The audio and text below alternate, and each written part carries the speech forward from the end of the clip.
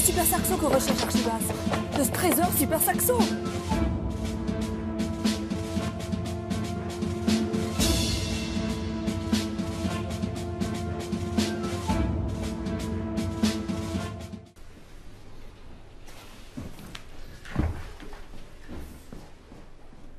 Merci beaucoup.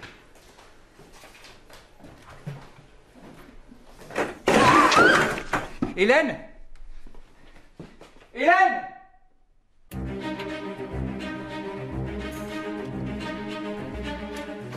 Chers téléspectateurs de Téléarchives, bonsoir.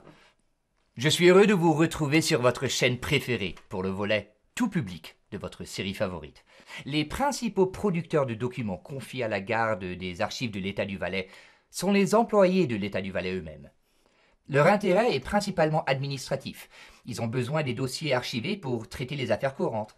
Ce soutien opérationnel aux unités administratives, qui représente une part importante de l'activité des archives de l'État du Valais, est assuré par le responsable du prêt administratif, qui est ainsi chargé de répondre le plus rapidement possible aux demandes qui lui sont adressées. Les chercheurs. C'est le public traditionnel des archives.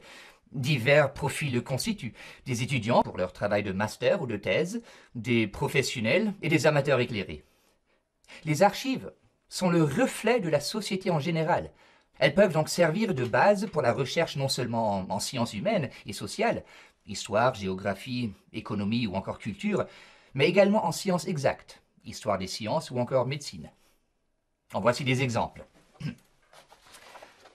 C'est le 30 janvier 1807 que François-Isaac de Riva dépose ce brevet, qui porte le numéro 731 à Paris. Son invention remplace la vapeur par l'explosion d'un mélange gazeux pour mouvoir un véhicule. Le moteur à explosion est né. L'idée de Riva ouvre la voie à l'ère de l'automobile. C'est le 18 novembre 1663 que le renouvellement solennel de l'alliance avec la France eut lieu à Notre-Dame, à Paris. Par rapport au précédent renouvellement, le grand bailli, Étienne Kalber-Matter, et le secrétaire d'État, Gaspard Stockalper, ont réussi à négocier avec le roi Soleil des avantages annexes non négligeables, comme des promesses financières, la volonté de traiter le Valais comme un canton suisse, des promesses relatives au sel, chères à Gaspard Stockalper.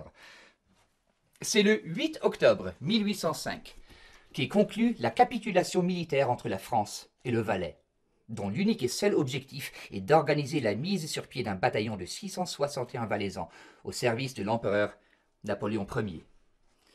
Les différents articles passent en revue les modalités de recrutement et d'organisation avec ce contingent. L'intérêt pour la généalogie est de plus en plus développé. Les généalogistes, amateurs ou professionnels, forment ainsi un pourcentage important de nos lecteurs. Leur besoin est particulier dans le sens où ils recherchent des informations précises sur les anciennes générations de Valaisannes et de Valaisans. Et que dire les citoyens? L'État est en effet au service du citoyen, qui peut en tout temps accéder aux documents officiels et aux documents qui le concernent. La consultation des archives est ainsi gratuite et libre, dans le respect néanmoins de certains délais de protection. Les archives de l'État du Valais promeuvent par ailleurs une politique d'accès à distance de leurs ressources, par la mise à disposition progressive de leurs sites, de leurs inventaires et de certains documents d'archives. Ah non...